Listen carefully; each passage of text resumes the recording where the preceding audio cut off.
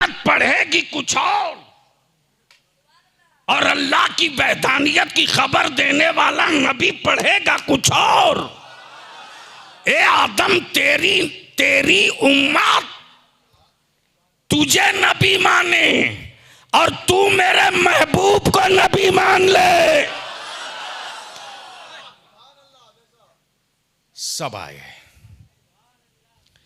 आदम भी आ गए, ईसा भी आ गए, मूसा भी आ गए, याकूब भी आ गए, शीश भी आ गए, इदरीस भी आ गए, जकरिया भी आ गए, साले भी आ गए, लूत भी आ गए, सब आ गए।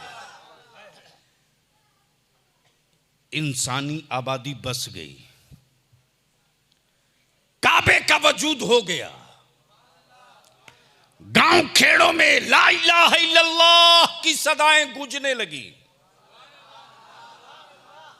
तवज्जो चाहो, इसी इंसानी आबादी के बीच में मक्के की वादी में कोई एक औरत अपनी मरी हुई औलाद को लेकर आवाज दे रही है, खानदान का मेरा तन्हा चिराग था, बुझ गया।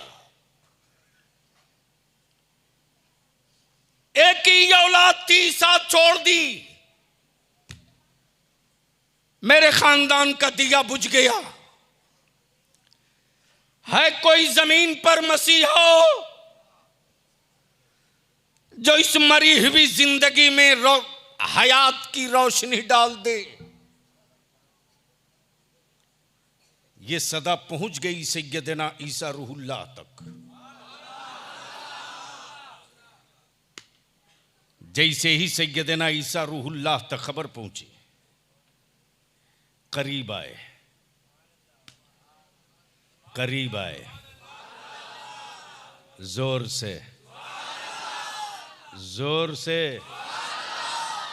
ओए मोहब्बत से, तवज्जो करो। मरी हुई लाश देखा, बिछी हुई मातम देखा, मरी हुई लाश को ठोकर मारी, जिंदगी लौट आई। ये जो अजूबा देखा है लोगों ने कि जिसकी धड़कनें रुक गई हूं, आंखें पथरा गई हूं, मौत डिक्लेयर हो चुकी हो, ये कौन है जो मरी लाश में जिंदगी की रमक छोड़ रहे हैं? लोगों ने पकड़ लिया और पकड़कर लोग कहने लगे, सच बताइए, सच बताइए, कहीं आप वही नबी तो नहीं है? तवज्जो करो, कहीं आप वही नबी तो नहीं है जिनके आने की खबर बहुतों ने दिया? सैयदना ईसा रूहुल्लाह फरमाते, नहीं नहीं, मैं वो नहीं हूं, मैं भी खबर ही देने आया हूं, वो आने वाले हैं। ये भी चले गए, ये भी चले गए। वक्त का नमरूद, वक्त का इक़्तिदार के नशे में पागल, जैसे भारत में आज है।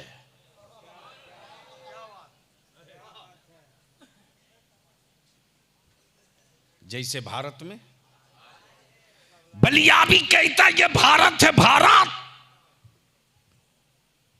इस मिट्टी का, इस मिट्टी का, इस वतन का, इस मुल्क का नाम मेरे पैगंबर ने ज़बान नबूवत से लिया है। तवज्जो चाहूंगा हिले स्टेज की। डरो मत, छाती ठोक कर डिबेट करो, प्लीज छोड़ दो, बैठो। अरे लगने दे यार, तवज्जो चाहो, क्या बोल रहा था? छाती ठोक कर डिबेट करो। सन का हुआ हुक्मरान है, ये भारत है, भारत। हिंद का नाम ज़बान नबूवत से आया है। अरे बोल यार, बोल बोल। भारत की मिट्टी गवाह है, भारत की भूमि गवाह है। सत्ता के नशे में चूर जब पृथ्वीराज चौहान की खोपड़ी पलट गई तो ठीक करने के लिए मेरा मोइनुद्दीन आ गया था। और इसी भारत में जब मौलवियों की खोपड़ी पलट गई थी तो दुरुस्त करने के लिए मेरा इमाम अहमद रजा आ गया था।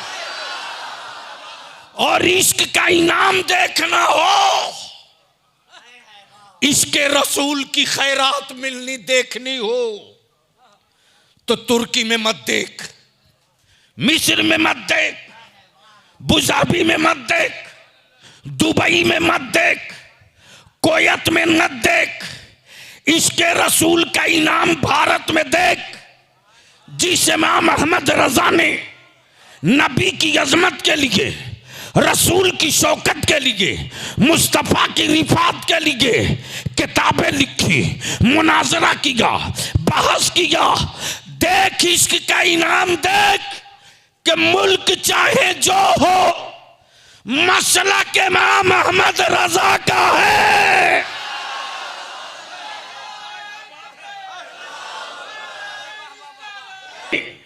तवज्जो चाहो। जिसके दादा ने काबे की कमाई से हवेली बनाने वालों के अकीदे से चादर खसकाई और हक का के बता दिया, देख कुंजी इसके पास जरूर है लेकिन ये मुस्तफा वाला नहीं है। अब यही रुक लो, ये मुस्तफा वाला नहीं है। काबे की कुंजी है लेकिन नबी वाला नहीं है। बताया मेरे रजा ने, इश्क का इनाम देख। उसी काबे के जब गुस्ल की बारी आई, उसी काबे की जब गुस्ल की बारी आई तो अरब के शाहों का इंतखाब ना हुआ, इमाम अहमद रजा के लख्ते जिगर ताजु शरिया का इंतखाब हुआ। ईसा रूहुल्लाह भी चले गए। वक्त के नमरूद के दिमाग पर सत्ता का नशा सवार था, खुदाई दावा कर बैठा और बोलता था मैं जिसे चाहूं मार दूं, मैं जिसे चाहूं जिला दूं। तो नमरूद ने भी एक बुद्धिजीवियों की मंडली बनाई थी, पढ़े लिखे कहलाने वालों की। हलचल साहब, बुद्धिजीवियों के शिष्य मंडल से उसने पूछा कि अब तो चारों तरफ सिर्फ मैं हूं, मेरा तख्ता पलटने वाला कोई नहीं।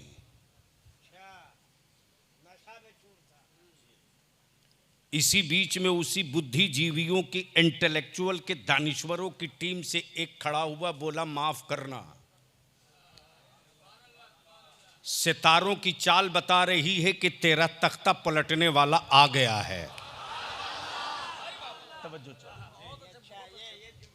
तेरा तख्ता पलटने वाला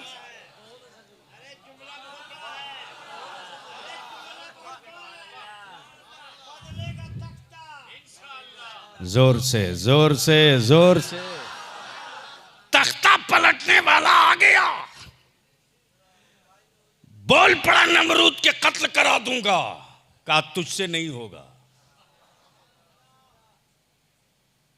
मरवा दूंगा, कहा तेरी औकात नहीं कि उसकी गर्दन तक पहुंच सके। कहा जिस आबादी में होगा फुकवा दूंगा, कहा वो बचा लेगा। कहा जिस शहर में होगा उस शहर को अपने मुल्क से काट के निकाल दूंगा, कहा वो वहीं रहकर तेरे मुल्क पर कब्जा कर लेगा। तवज्जो चाहो। आसार दिखने लगे, अलामतें दिखने लगी, आसार दिखने लगे, अलामतें दिखने लगी, सत्ता बेचैन होने लगी, सत्ता बेचैन होने लगी। इक़्तिदार की हवेली में अब लोग रातों रात जगने लगे।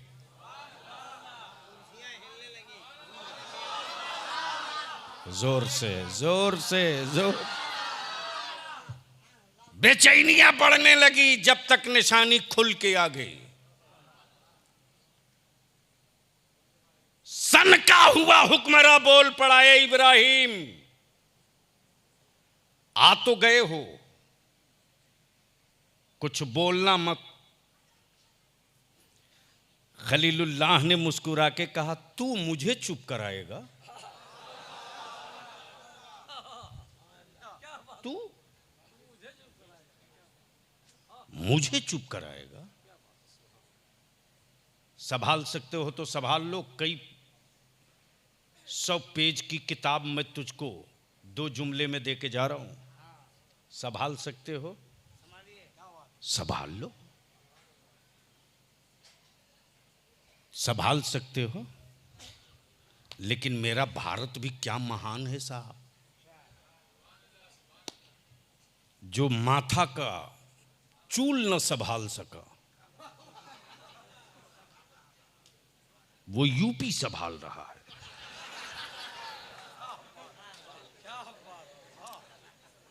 और जो बीवी संभाल न सका वो भारत संभाल रहा है।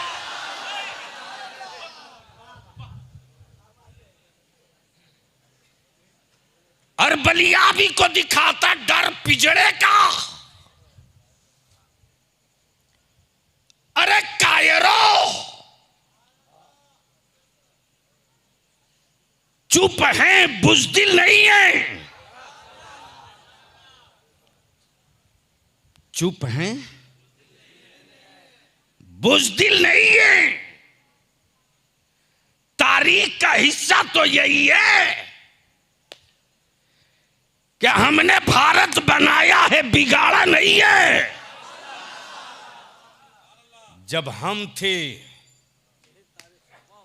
तो अफगानिस्तान से लेकर बांग्लादेश तक था। बोल यार, सही है कि गलत? लेकिन जिसको प्रसाद खाने की आदत हो बांटते गया।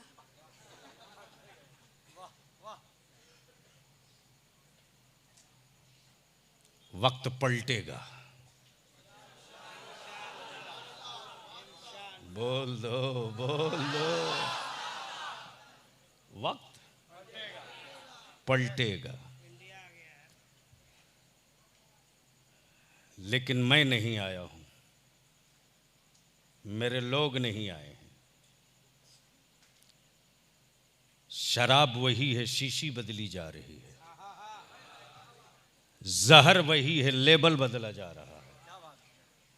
और इदारे शरिया की तहरीक बेदारी में पोस्टमार्टम के लिए कादरी नस्तर लेके बलियाबी तैयार है। छोड़ूंगा नहीं, छोड़ूंगा नहीं। सत्ता से के नशे में चूर बोल पड़ा, खलील बोलोगे तो आग में डाल दूंगा। खलीलुल्लाह ने मुस्कुराकर कहा, बेवकूफ हो तुम। अरे वो खलील कैसा जो मौत से डर जाए। तवज्जो चाहो।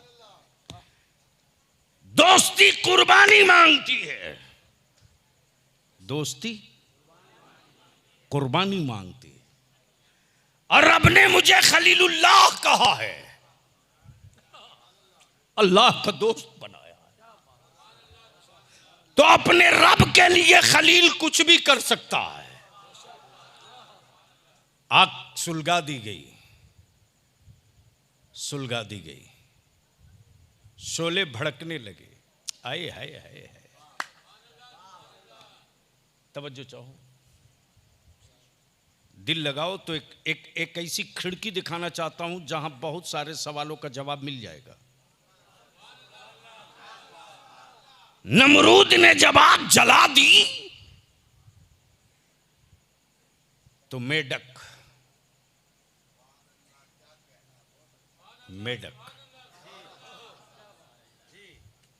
सोच सकते हो आसमान से छूती हुई लपटें आग की, और उसे बुझाने के लिए एक मेढक अपने मुंह में एक कतरा पानी लेके कूदे जा रहा। जोर से बोल यार, जोर से। किसी ने पूछ दिया, अरे इतनी लहकती आग की सेहत पर तेरे एक बूंद पानी का क्या असर? वाकया सुनाना मकसद नहीं, आंख की पट्टी हटाना मकसद है। ये मेढक है, आदमी नहीं है। गोया मेढक को भी पता है कि खलील के लिए आग जली है, बुझाओ ताकि खलील के वफादारों में नाम लिख दिया जाए। अब जरा अंदाजा करो, जब मेढक आग बुझा करके खलीलुल्लाह के वफादारों में नाम लिखावे, और अभी तक ये रिसर्च कर रहे हैं कि नबी जिंदा हैं कि नहीं।